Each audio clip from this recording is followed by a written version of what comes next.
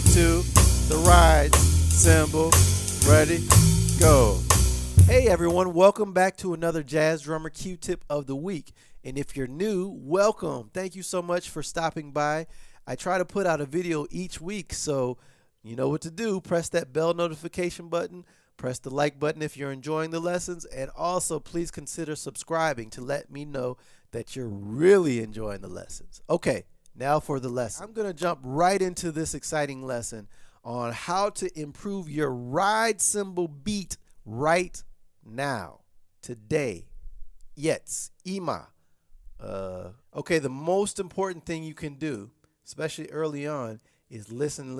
You got to put the sound of good time playing, good ride cymbal playing in your ears. Then you got to play with those recordings and try to copy and emulate the feel of all these great master drummers like Tony Williams, like Roy Haynes, like Kenny Clark, like Papa Joe Jones, like Mel Lewis, so many. And they all have a different approach, but they all have a great feel and a distinct feel.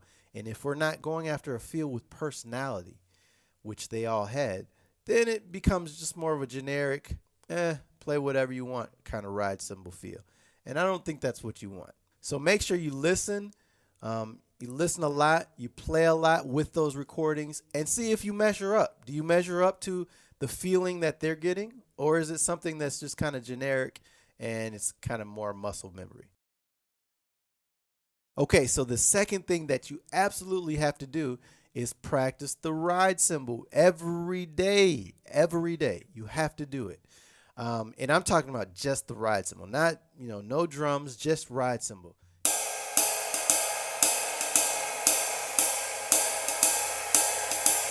Every day. You got to develop a relationship with the ride cymbal to make sure that you're comfortable at all different tempos. In fact, I created a series of play-along tracks, backing tracks, that you can play with a bass player at all different tempos, from slow to fast. And I strongly encourage you to check that out and work on it with the ride cymbal. That's something that I've done for the last 30 years, and it's really helped me tremendously. So you got to do it, just the ride cymbal, and then you can add your other limbs as you get more comfortable with it. But make sure you start with just the ride cymbal at all different tempos. Okay, so this last Q-tip is it's actually an exercise, and I want you to do it with me. Okay, I want you to do it with me. I go very slow through all the different permutations, and essentially I go from bass drum being the primary timekeeper to the hi-hat being the primary timekeeper to the ride cymbal being the primary timekeeper. So I'm following the natural evolution of how we came to this point where we're keeping time on the ride cymbal, right? Going from the swing era all the way through and into the bebop era. And it's important that you understand that evolution. Okay, so I want you to do this exercise with me, and then you'll understand it. Then you can do it on your own. And it's a great way of developing your ride cymbal beat. And again, this track that you're going to hear me playing along to is available downstairs, down below in the description box down below. So check it out. Okay, here we go. 1, 2, 1, 2, 3, 4. Start with the bass drum. Make sure you're really feeling the quarter note.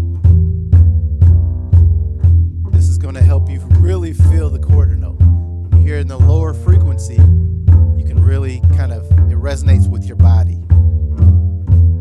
Okay, let's add the hi-hat. And if you notice, I'm playing the bass drum pretty strong.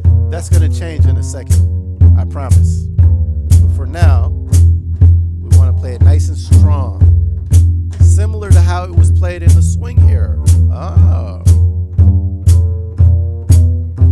Okay. Now I want you to match that same intensity in the bass drum on the floor tom. Floor tom. Here we go now. Quarter notes. Quarter notes.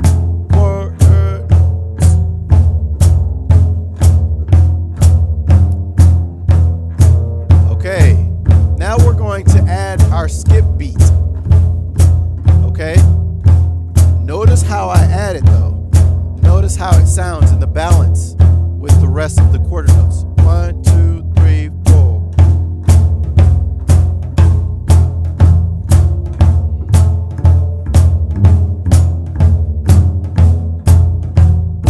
You notice how the skip beat is pretty quiet, right? Compared to the quarter notes.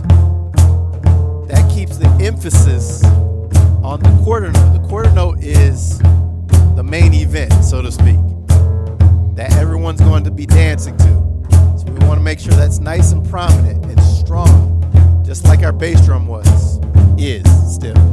Okay, you got that? Let's add our left hand. Add a little pocket. Woo! Swing, swing, swing. Okay, now we're gonna move our right hand to the hi-hats. Close hi-hats. Here we go. A 1, 2, a 1, 2, 3, 4.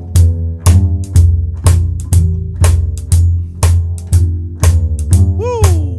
You feel that? You still hear the bass drum, right?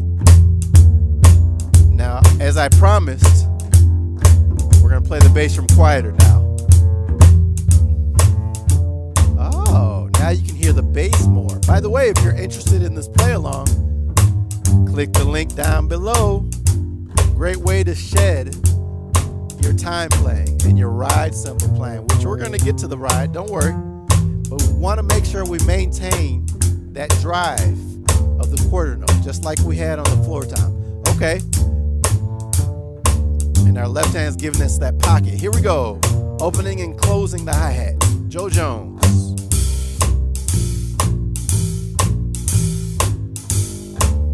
Make sure you don't open it too wide. Just a little bit. We want that nice sizzle to happen. Okay. Let's keep it half open now. Please make sure you work on your feathering, by the way, in the bass drum. Check out the slipper cam for my feathering technique. Half open now. Woo! Still strong quarter note. Now we're going to take that same feel and move it to the ride cymbal. Ready, go. Okay, you see how the quarter note's still strong in the ride cymbal? Just like when we were playing it here. The same feel. And I'm still feathering the bass drum. Nice and strong 2 and 4 in the left hand. This is classic. This is kind of like the prototype or prototypical blueprint way to play the ride cymbal if you're really trying to swing the band. Like Kenny Clark, like Kenny Clark, like Kenny Kluk. Kluk 'em up, Kluk 'em up, Kenny Clark, Kenny Kluk 'em up. Let me stop. Okay? This is how he played his ride cymbal. Really swinging. So now we're going to take the left hand away. And we're still going to have a nice pocket because of our left foot. Here we go. Woo!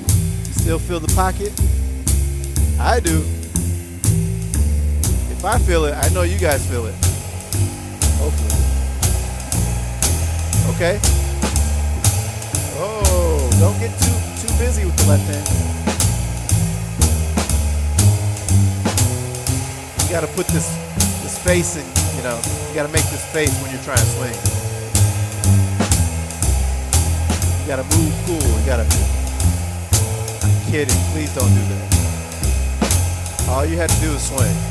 Whatever comes natural to you when you're swinging.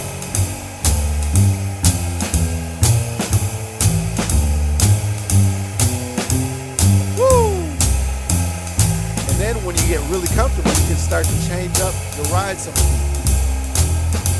Don't lose the quarter note. The feeling of the quarter note still has to be there. You see?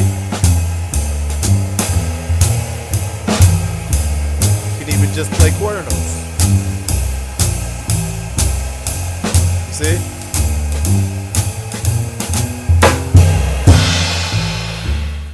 Okay, so I hope that was really helpful to you, and I hope it gives you a lot of ideas of ways that you can work on improving your ride cymbal beat right now. Let me know how practicing's going. As always, leave comments. I love hearing from all of you.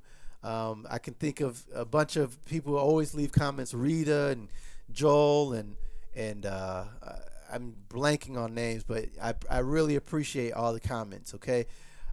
So until the next time, I'll see you. Keep swinging, practice hard, but practice smart. Bye-bye.